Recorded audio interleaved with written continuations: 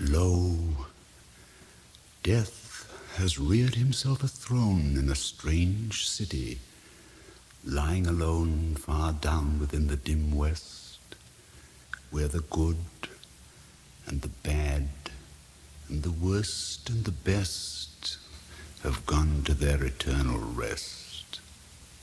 There are shrines and palaces and towers, time-eaten towers that tremble not, resemble nothing that is ours, around by lifting winds forgot, resignedly beneath the sky the melancholy waters lie.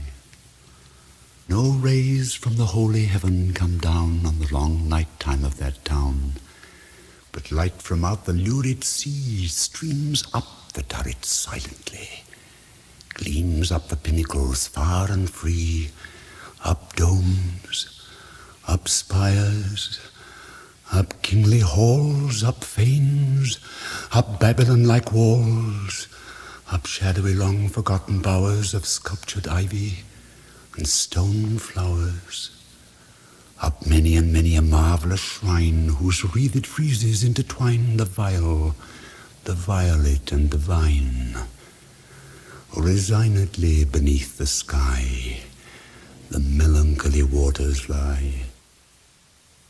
So blend the turrets and shadows there that all seem pendulous in air, while from a proud tower in the town death looks gigantically down.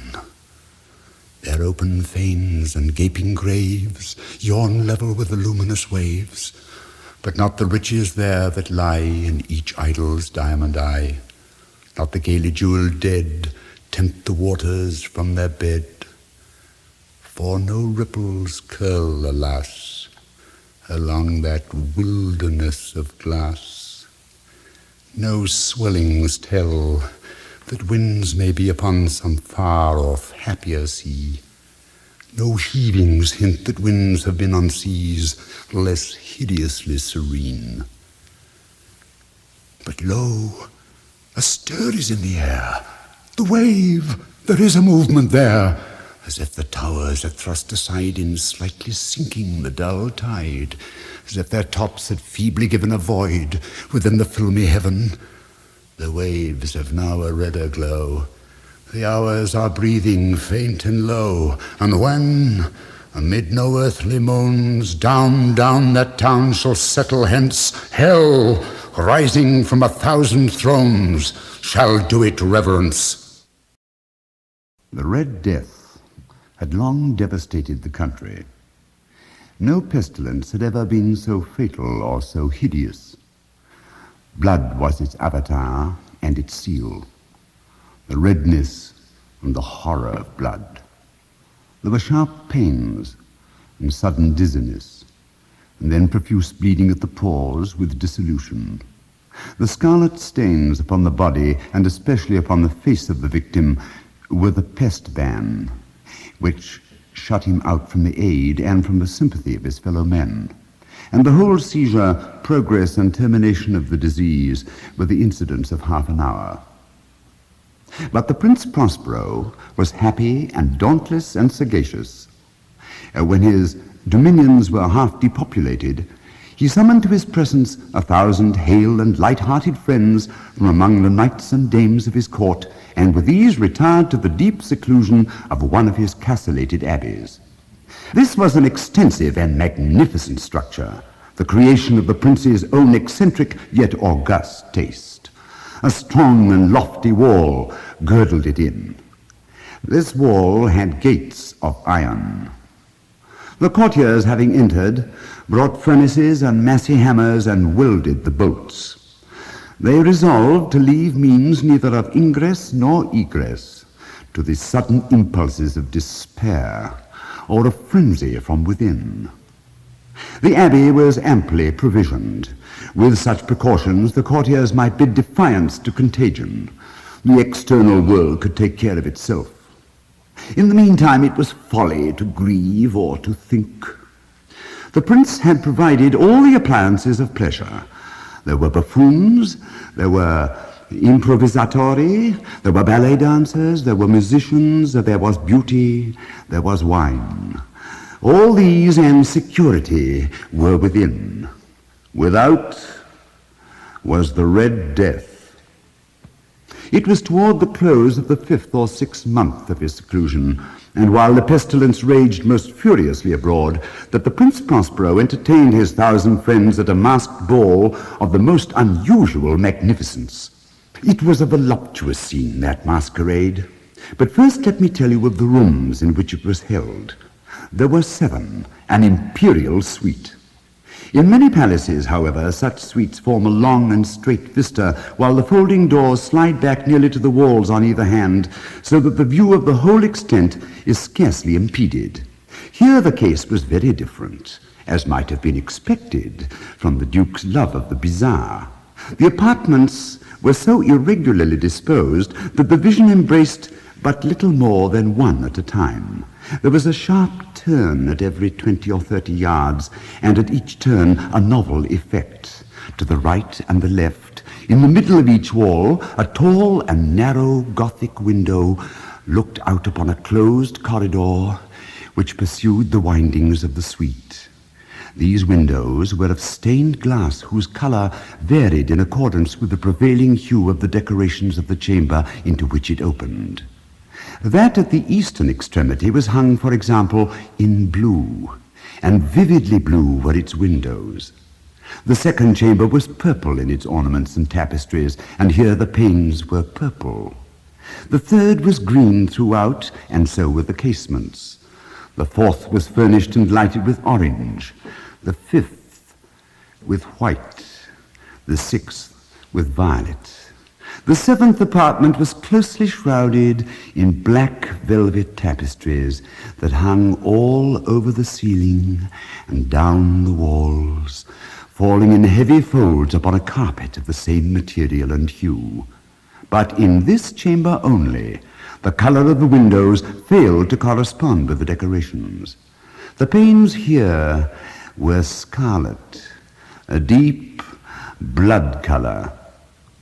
Now, in no one of the 7 apartments was there any lamp or candelabrum amid the profusion of golden ornaments that lay scattered to and fro or depended from the roof. There was no light of any kind emanating from lamp or candle within the suite of chambers. But in the corridors that followed the suite, there stood opposite to each window a heavy tripod bearing a brazier of fire that projected its rays through the tinted glass and so glaringly illuminated the room. And thus were produced a multitude of gaudy and fantastic appearances.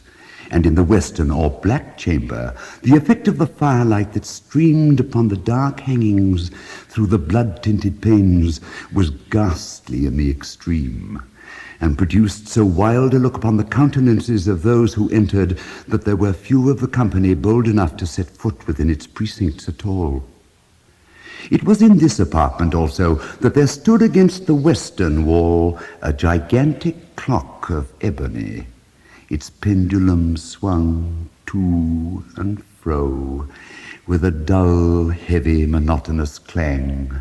And when the minute hand made the circuit of the face and the hour was to be stricken, there came from the brazen lungs of the clock a sound which was clear and loud and deep and exceedingly musical, but of so peculiar a note and emphasis that at each lapse of an hour the musicians of the orchestra were constrained to pause momentarily in their performance to hearken to the sound. And thus the waltzers perforce ceased their evolutions, and there was a brief disconcert of the whole gay company. And while the chimes of the clock yet rang, it was observed that the giddiest grew pale, and the more aged and sedate passed their hands over their brows, as if in confused reverie or meditation. But when the echoes had fully ceased, a light laughter at once pervaded the assembly. The musicians looked at each other and smiled as if at their own nervousness and folly, and made whispering vows, each to the other, that the next chiming of the clock should produce in them no similar emotion. And then, after the lapse of 60 minutes, which embraced 3,600 seconds of the time that flies, there came yet another chiming of the clock, and then there were the same disconcert and tremulousness and meditation as before. But in spite of these things, it was a gay and magnificent revel. The tastes of the Duke were peculiar. He had a fine eye for colors and effects. He disregarded the decora of mere fashion. His plans were bold and fiery, and his conceptions glowed with barbaric luster. There are some who would have thought him mad. His followers felt that he was not. It was necessary to hear and see and touch him to be sure that he was not. He had directed in great part the movable embellishments of the seven chambers upon occasion of this great fete, and it was his own guiding taste which had given character to the masqueraders. Be sure they were grotesque. There were much glare and glitter and piquancy and phantasm, much of what has been since seen in Hernani. There were arabesque figures with unsuited limbs and appointments. There were delirious fancies such as the madman fashions. There were much of the beautiful, much of the wanton, much of the bizarre, something of the terrible, and not a little of that which might have excited disgust. To and fro in the seven chambers there stalked, in fact, a multitude of dreams. And these, the dreams, writhed in and about, taking hue from the rooms and causing the wild music of the orchestra to seem as an echo to their steps. And anon, there strikes the ebony clock which stands in the hall of velvet. And then for a moment all is still, and all is silent, save the voice of the clock. The dreams are stiff frozen as they stand, but the echoes of the chime die away. They have endured but an instant, and a light half-subdued laughter floats after them as they depart. And now again the music swells, and the dreams live, and writhe to and fro more merrily than ever, taking hue from the many-tinted windows through which stream the rays from the tripods. But to the chamber which lies most westwardly of the seven, there are now none of the maskers who venture, for the night is waning away, and there flows a ruddier light through the blood-colored panes, and the blackness of the sable drapery appalls. And to him whose foot falls upon the sable carpet, there comes from the near clock of ebony a muffled peal more solemnly emphatic than any which reaches their ears who indulge in the more remote gaieties of the other apartments. But these other apartments were densely crowded, and in them beat feverishly the heart of life, and the revel went whirlingly on until at length there commenced the sounding of midnight upon the clock. And then the music ceased, as I have told, and the evolutions of the waltzers were quieted, and there was an uneasy cessation of all things as before. But now there were 12 strokes to be sounded by the bell of the clock, and thus it happened, perhaps, that more of thought crept with more of time into the meditations of the thoughtful among those who revelled. And thus, too, it happened, perhaps, that before the last echoes of the last chime had utterly sunk into silence, there were many individuals in the crowd who had found leisure to become aware of the presence of a masked figure which had arrested the attention of no single individual before. And the rumor of this new presence having spread itself whisperingly around, there arose at length from the whole company a buzz or murmur, expressive of disapprobation and surprise, then finally of terror, of horror, and of disgust. In an assembly of phantasms such as I have painted, it may well be supposed that no ordinary appearance could have excited such sensation. In truth, the masquerade license of the night was nearly unlimited, but the figure in question had out-Heroded Herod, and gone beyond the bounds of even the prince's indefinite decorum. There are chords in the hearts of the most reckless which cannot be touched without emotion, even with the utterly lost, to whom life and death are equally jests. There are matters of which no jest can be made. The whole company, indeed, seemed now deeply to feel that in the costume and bearing of the stranger neither wit nor propriety existed. The figure was tall and gaunt, and shrouded from head to foot in the habiliments of the grave. The mask, which concealed the visage, was made so nearly to resemble the countenance of a stiffened corpse that the closest scrutiny must have had difficulty in detecting the cheat. And yet all this might have been endured, if not approved, by the mad revelers around. But the mummer had gone so far as to assume the type of the Red Death. His vesture was dabbled in blood, and his broad brow, with all the features of the face, was besprinkled with the scarlet horror. When the eyes of Prince Prospero fell upon this spectral image, which with a slow and solemn movement, as if more fully to sustain its role, stalked to and fro among the waltzers, he was seen to be convulsed in the first moment with a strong shudder, either of terror or distaste, but in the next his brow reddened with rage. "Who dares," he demanded hoarsely of the courtiers who stood near him, "who dares insult us with this blasphemous mockery? Seize him and unmask him, that we may know whom we have to hang at sunrise from the battlements." It was in the eastern or blue chamber in which stood the Prince Prospero as he uttered these words. They rang through the 7 rooms loudly and clearly, for the prince was a bold and robust man, and the music had become hushed at the waving of his hand. It was in the blue room where stood the prince, with a group of pale courtiers by his side.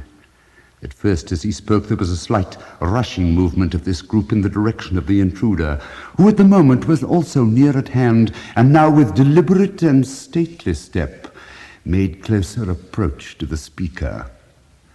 But from a certain nameless awe with which the mad assumptions of the mummer had inspired the whole party, there was found none to put forth hand to seize him, so that unimpeded he passed within a yard of the prince's person, and while the vast assembly, as if with one impulse, shrank from the center of the rooms to the walls, he made his way uninterruptedly, but with the same solemn and measured step which had distinguished him from the first, through the blue chamber to the purple, through the purple to the green, through the green to the orange, through this again to the white, and even thence to the violet, ere a decided movement had been made to arrest him.